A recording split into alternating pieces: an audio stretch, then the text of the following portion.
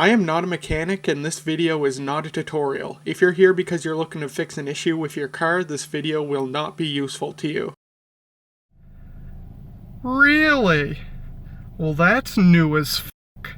Oh my goodness, it just does not end. Well. So the Flocus has gotten her first check engine light ever. Not a bad streak. This car's 12 years old. Our 2001 Chevy Cavalier had its check engine light come on when it was 2 or 3 years old. And when we sold it at age 10, the light was still on. We had never bothered getting it scanned or whatever to get fixed, because it just wasn't a big issue. But yeah, this is new. Car's still running just fine. No change in performance or anything. But it's a little bit anxiety inducing nonetheless. It's not something you like to see happen on your 12-year-old car that's your only car that you need to get to your 2 jobs every week. But I'm not too worried about it because it's still running just fine.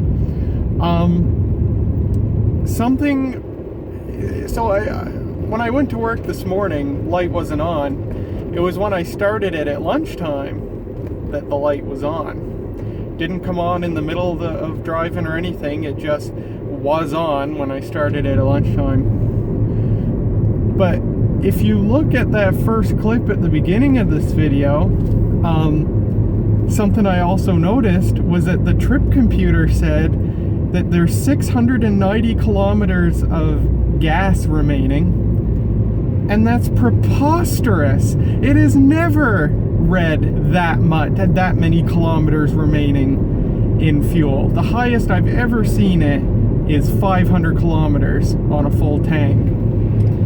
So this makes me wonder if the fuel level sending unit has gone haywire and is reading off scale high, and it tripped a flag or something to make the check engine light come on. That's my hypothesis, my uneducated, untested hypothesis, is that this check engine light is for a sensor failure, perhaps.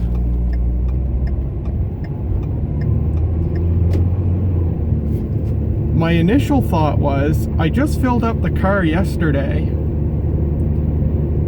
and I thought, well, gee, maybe it's a major evap leak or something. Like maybe, you know, filling up the tank all the way. I never overfill it. I always fill it until the pump clicks off. But it makes me wonder, I wonder if, you know, something's gone wrong and it's throwing a major evap leak code. I don't know. My guess is either that, or perhaps more likely a sensor failure, because I'm thinking the fuel level sending unit is not operating correctly. Now, as I drive now, and I've driven throughout the day, it now says 678 kilometers remaining in the tank. That's still preposterously high, but it is dropping. So I'm wondering if once it gets down to a reasonable value, if I drive enough, I wonder if the check engine light will actually go out. I'll be very interested to find out. In the meantime, as sort of a knee-jerk reaction to this, I did go ahead and buy the cheapest OBDII reader on Amazon. It was $20. I've always wanted to get one anyway, just in case something like this ever happened. At least I could get a start on reading, you know, if it's something major or minor, you know. But I never did. Well, now I have one coming. I think it'll be here in a couple of days. That's what the tracking says anyway. And the husband of one of my co-workers, who's pledged to do any work I ever need on this car, which I'm incredibly thankful for, because after that $700 after that wheel bearing replacement that turned into a $700 wheel bearing and ABS sensor replacement, I don't really trust my garage anymore that I always went to. So the husband of my coworker has pledged to take care of this car for me, take care of any service items, maintenance items, and I'm incredibly thankful for that. Because I know I can trust him.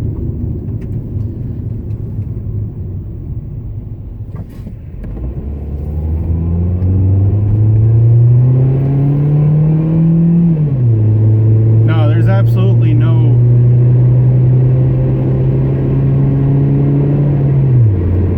change in performance at all. It's running like a top.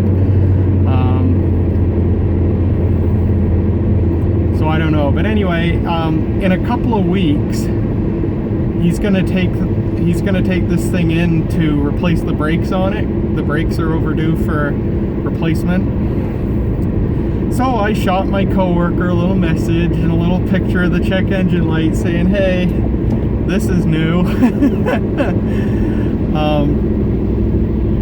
But I'll be interested. So that OBD2 reader should come before I bring the car to him. So when that OBD2 reader comes, I will plug it in and see what it says the code is. I'll be extremely curious to see what the code actually is. So I'll bring you guys back in a couple of days when the OBD2 reader comes, and we'll see what it is. So that's the story so far. And it's gone. Alrighty then. It's the next day, and just as quickly as it came, it's gone. And once again, its decision to turn off happened between starts. It's been on all day, and I just went grocery shopping. And when I was done grocery shopping, and I started it, and it just wasn't there anymore. So, okay, that's good. Clearly, it's not something major. The trip computer is still reading a preposterously high fuel remaining. It's at 642 kilometers now. So many potholes in the road, man. That's still way too high, way higher than it's ever read before. But I wonder now if it just got low enough that it reset whatever flag it tripped or something. That could be totally not the case at all. I could be worlds away from what the actual cause of the light was. Unfortunately, I won't have my code reader until next week, so if it never comes back on, then we'll never know what it was. Which is fine, I guess. I do have to make a correction.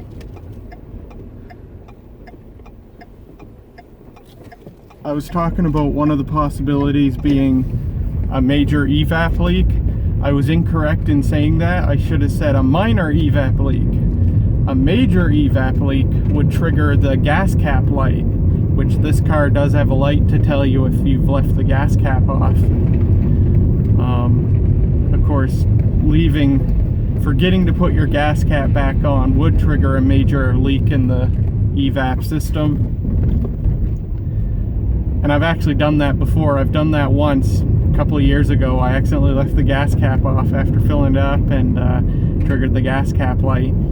If you don't resolve it, then the gas cap light will turn into a check engine light, because it assumes after a period of time has passed that if it's still detecting a major evap leak, then you must have checked your gas cap by now, and then there must be something else wrong, so it triggers the check engine light. But a minor evap leak will just immediately trigger the check engine light, because that wouldn't be caused by leaving your gas cap off. It would be caused by an actual leak in the evap system. Now,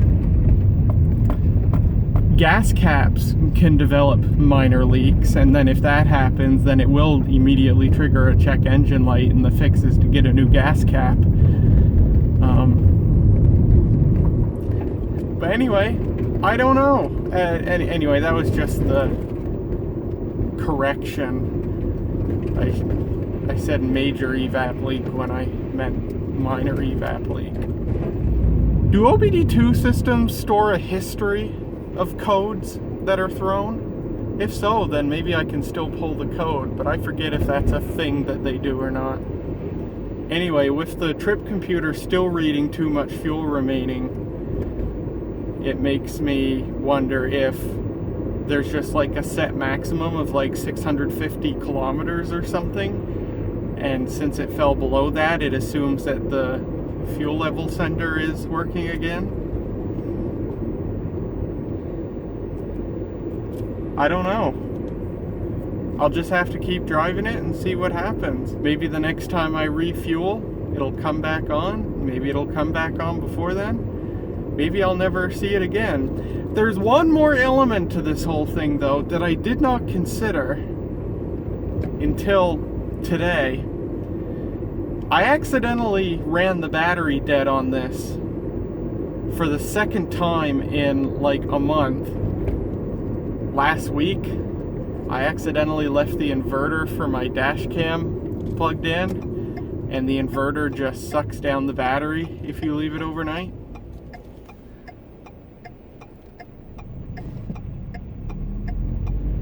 And so I wonder if running the battery dead, I mean, the first time I ran the battery dead, it was fine, but I'm wondering if the second time the battery ran dead, that it made the ECU forget its parameters. Like it just completely forgot everything it learned in 12 years of managing this car's engine and other systems.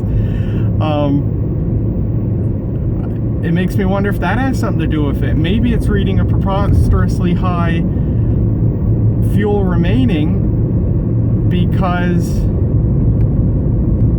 it has no idea what like the analog voltage levels of the fuel level sending unit are anymore. What voltage is full tank? What voltage is an empty tank? It has no idea anymore because the battery ran dead. You would think that stuff is stored in non-volatile memory, but I don't know. Maybe I'm full of crap and I don't know anything, and everything I've ever said in this video is just wrong. I don't know. That's another possibility that I have considered. So it's a very interesting occurrence. But that's the status of the check engine light situation. It's not on anymore. Welcome back. It's a few days later, and the check engine light has never come back on, but my OBD reader came in the mail. So I figured I'd hook it up and see if the code was stored and it could be read. And yes, and the code is evaporative. So indeed, an evap leak. It doesn't say whether it was major or minor, but I assume minor because it triggered the check engine light and not the fuel cap light. So that's what's going on. For some reason, the morning after I topped off the gas in this thing, the evap system went haywire and triggered that check engine light. And then after I drove around, it decided that things must have been okay after all, and it turned the light off. So I don't know. Does this thing have a intermittent evap leak? Is this something that's going to be an issue? Is this related to the still preposterously high fuel remaining indicator in the trip computer? That's still really high for that much gas. It would normally be around 300 maybe. I don't know. But wow, this thing's really cool, and it was just so simple to use. Just plug it in, it just works. $20 on Amazon.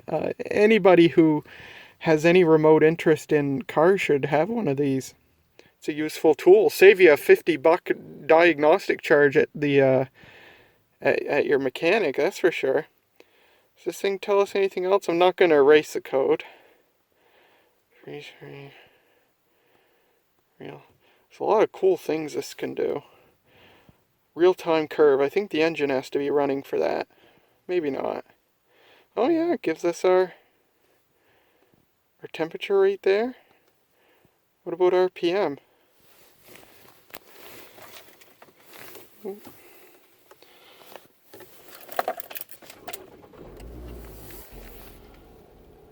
Wow, that's really cool! That's super cool! Oh, I love this! This thing's neat! Oh, what a fun little toy! Oh. What else do we have? Can I see my cooling temperature go up? Because the engine's running now? Well, I'm just idling, so if anything, maybe it'll go down a little. No, it is changing. Oh yeah, it is going up. Oh, neat. What else? What's this? Load value. I don't know what this means.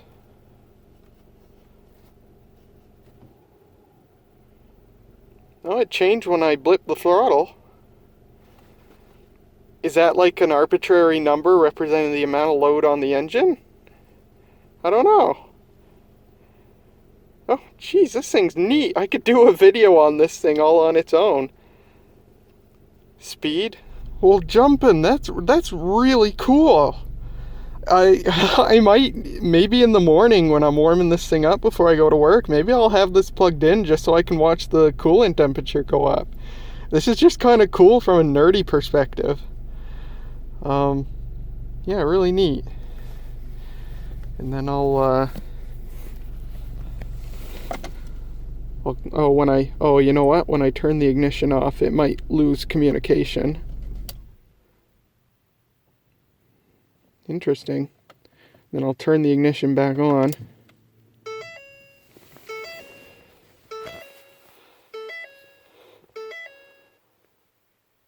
Oh. Yeah, cool. Wow, that's really neat. Data stream, I don't know what that is. Oh, this is more like nerdy stats.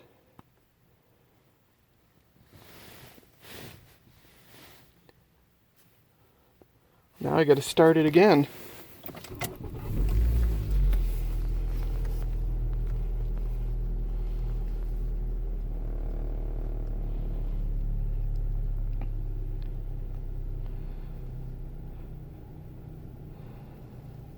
Look at that, our manifold pressure. Our ignition timing, that's really cool. Not sure what TP is. Oh, throttle position. That would be what that is, how much throttle is being applied. Mile distance, 22. The runtime, since I started it, that's neat. Warm-ups 255, is that a lifetime count? CLR distance, mile.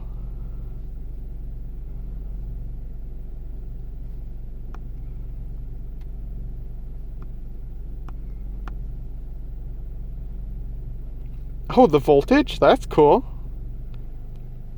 Oh, the ABS load. What happens if I hit the brake? Nothing, I guess, because I'm not moving. Wow, what a bunch of cool stuff. And then vehicle info, I think, contains my VIN number. Turnkey on if engine off. Yeah, my VIN number and stuff, so I won't show that.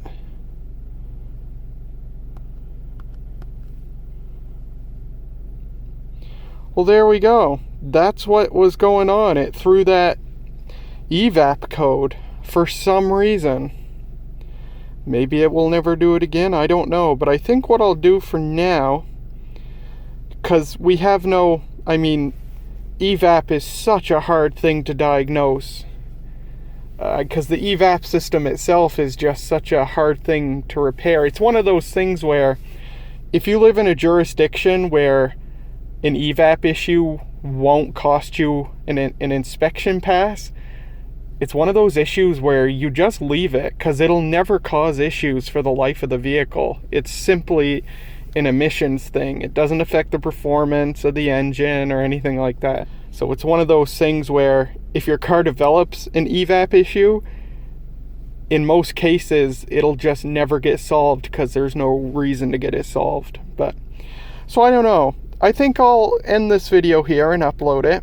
I think it was cool to look at this this doohickey here, and if anything else happens, like if the light comes back on or something, I'll either make another video or I'll post a pinned comment or something. But yeah, that's about it. Something a little different. Thought it'd be interesting to just make a video of this whole saga, see what was up. Some post-edit thoughts before I wrap this up. So there's a few issues that could have caused this to happen. I've done some reading, seeing what people have discovered in the past that caused their car to throw this code. A really common one is a bad gas cap. The rubber seal on the gas cap could be degrading, and of course that'll cause a minor evap leak. A temporary fix for that issue is to put Vaseline on that rubber seal on the gas cap, and if it makes the code goes away, there's your answer, and you'd have to get a new gas cap. Another issue is a bad electrical connection with one of the evap components, either the fuel tank pressure sending unit or one of the other components. Or it could be something deeper, like a clogged evap line or a hole in the charcoal canister or some other malfunction with the charcoal canister, stuff like that. So there's a few things to look at, a couple of them quite simple to test and fix if they turn out to be the issue. Interestingly, I came across a couple of people whose car threw the code in a manner extremely similar to mine. It happened after they fueled up, and this is something I didn't mention, it was unseasonably warm the day I fueled up and the day that the check engine light came on. And for a couple other people, it was the exact same thing. It was in the winter, and then it warmed up, and they happened to fuel up around the same time that it warmed up, and it threw the code. So maybe there's some environmental factors at play there. I don't know. Like I said earlier, evap code is not a straightforward code. It could be a bunch of little, annoying things that could be causing it to happen. So anyway, that's all. Maybe more to come if the light comes on again. Or if not, then that's fine by me.